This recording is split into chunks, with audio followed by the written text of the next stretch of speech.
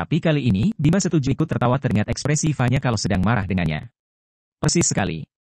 Memang buah jatuh tidak jauh dari pohonnya. Cara menenangkan pun sama, cukup dengan perhatian kecil dan permintaan maaf sudah cukup meluluhkan hati yang merajuk.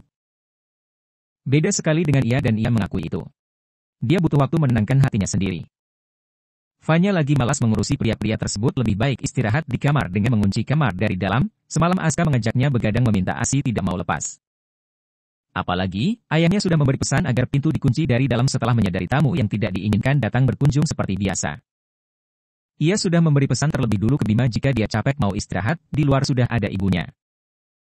Bahkan jika ibu dan saudaranya tidak ada masih ada Farel, sudah tidak perlu khawatir lagi. Lelaki itu sudah jago mengurus anaknya sendiri. Pak Hamdi yang mulai kehabisan kesabaran akan tingkah keduanya akhir-akhir ini dan juga mulai terdengar bising suara tetangga tidak mengenakan tentang putrinya memanggil Bima serta Fahri agar mereka pindah tempat duduknya di depan beliau. Kalian duduk di sini, sama bapak. Setelah mendengar perintah si tuan rumah, dua pria tersebut lantas saling dorong badan menyuruh menghampiri mengira hanya lawannya yang dipanggil. Tidak seperti biasa. Kalian berdua, duduk. Farel serta Bima duduk berdekatan menanti sidang yang akan dikemukakan oleh ayah dari kekasih mereka. Apa mereka membuat kesalahan? Bukankah mereka sudah banyak berubah tidak lagi bertengkar? Iya sih, cuma berselisih sedikit kok. Malahan tadi mereka tidak membuat kerusuhan sama sekali, kenapa masih dibeginikan? Keduanya saling tatap bingung, kesalahan apalagi yang mereka buat tanpa mereka sadari. Bahkan hari ini sama sekali belum menemui wanita yang dicintai lebih memilih mengurung diri daripada menemui padahal kan mereka kangen. Ayah mulai hari ini harus tegas buat kalian berdua. Putri ayah tidak seperti dulu, tidak bisa kalian seenaknya seperti ini. Ceritanya berbeda, ayah hanya ingin menjaga nama baik putri ayah. Jadi, kalian harus menurut. Bim, ayah dengar kamu mendapat teguran dari kantor karena sering terlambat? Kamu itu seharusnya mencari tempat tinggal dekat kamu bekerja. Waktumu tidak akan banyak yang terbuang. Masak setiap hari pulang pergi sini Bekasi. Tidak baik juga buat kesehatanmu. Kamu bisa ke sini seminggu sekali waktu kamu libur kerja, jangan sampai dipecat. Kalau kamu jadi menikahi Fanya, kamu ada tanggungan buat menafkahi anak istrimu. Bukan ayah matre tapi itu memang tugas kamu sebagai seorang suami dan ayah. Untuk saat ini jangan terlalu royal sama Fanya sampai ATM kamu kasihkan ke Fanya. Kalian belum nikah, tawa Pak Hamdi tidak bisa dibendung ada-ada saja kelakuan mereka. Tidak lupa mengembalikan benda kotak tipis itu ke pemilik aslinya.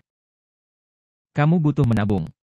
Sudah jangan pikirkan yang aneh-aneh, konsentrasi saja sama pekerjaan kamu. Fanya sudah punya usaha dagangan online dimodali Aris lagian masih ada ayah jangan khawatir. Bima menggaruk tengkuknya tidak gatal dicerca habis-habisan sama mantan bapak mertua. Kamu tidak usah pikirin Fanya dan juga Aska, sudah ada aku yang menafkahi. Fanya, Aska anak istriku, aku yang berhak menafkahi mereka. Mulai. Langsung menolehlah Bima, enak saja baru datang mengaku suaminya Fanya. Lah aku di sini ngapain? Gak usah berlebihan, aku sudah menafkahi Fanya sudah dari dulu, hampir 2 tahun. Cuma bolong beberapa bulan itu pun gara-gara kamu. Jadi, jangan sok. Makan saja sendiri uangmu. Aku masih bisa menafkahi Fanya sama Aska. Camkan itu. Aska istriku, maksudnya Fanya. Dan akan selamanya menjadi istriku.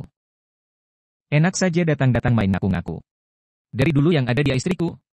Kita putuskan mau rujuk dari dulu dan sampai saat ini. Kalau saat itu boleh, aku sudah menikahinya lagi. Jangan harap. Fanya mencintaiku dan hanya membencimu, kamu harus sadar itu. Fanya yang ingin istirahat nyatanya bising sekali di luar. Kalian, makinya pelan dari dalam kamar menekan telinga dengan bental. Sudah, hentikan. Kamu juga FA Trail, kamu boleh berkunjung ke sini cuma seminggu 3 kali itu pun tidak lebih dari 2 jam. Kalian belum sah jadi suami istri, ke sini hanya untuk Aska. Kamu juga harus kembali lagi ke aktivitasmu, di sini sudah ada ibu yang jaga Aska. Jangan khawatir. Ayah tidak ingin kalian kehilangan pekerjaan kalian hanya gara-gara tingkah penjol kalian. Sekarang, silahkan puas-puaskan bertemu Aska. Nanti jam 10 kalian harus pulang. Ayah mau istirahat. Iya. Tolong izinkan saya bertemu Fanya buat mengobati rasa rindu saya untuk 2 hari. Pak Hamdi menghembuskan nafas kasar melihat ekspresi Bima yang tertunduk lesu, pasti pria itu keberatan. Setelah sekian bulan baru bertemu itu pun cuma beberapa kali beliau sudah melarangnya kembali, tapi harus bagaimana lagi beliau harus tegas tidak boleh pilih kasih.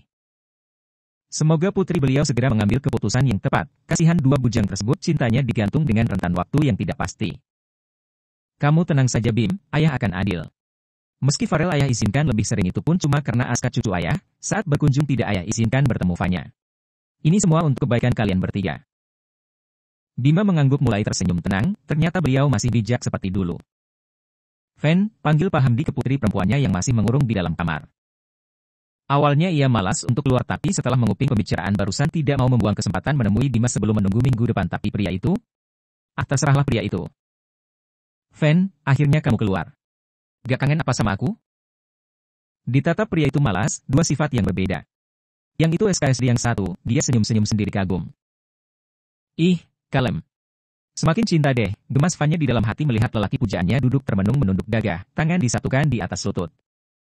Bim, sapanya lembut tersenyum sedangkan lelaki yang menyapanya tadi sama sekali tidak dipedulikan. Fan. Sini, duduk. Bima menggeser badan memberikan tempat duduk untuk Fanya agar bisa berdekatan tapi lengan besar itu dengan entengnya menggaplok bahu. Enak saja. Wanitanya menggeleng tersenyum mendaratkan badan di kursi tempat ayahnya tadi duduk. Belum boleh, ucapnya bisik-bisik. Iya, nunggu nanti. Nunggu kita sah dulu.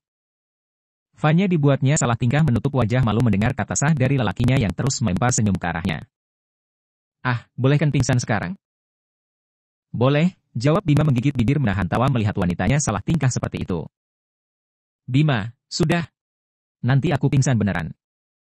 Pak Hamdi yang sedang berbaring menemani cucu terbangun mengintip kehebohan dibuat keduanya. Hehe geser, enak saja aku dibuat obat nyamuk. Fan. Didesak tubuh Bima agar kembali ke posisinya semula, ia ingin bertatap muka dengan Fanya seperti yang dilakukan Bima tadi. Namun sayang, tangan kuning langsat hendak diraih wanitanya memilih ikut menggeser badan di depan Bima lagi. Tidak kehabisan akal, mumpung masih bisa bertemu lebih baik duduk di samping Fanya, pasti syahdu. Mau apa? Balik, sengat Fanya sembari menodongkan vas bunga ke arahnya. Fan, nanti kalau aku jadi ngekos di Bekasi, kamu yang setia ya. Jangan mau dayu dia apalagi sampai ninggalin aku.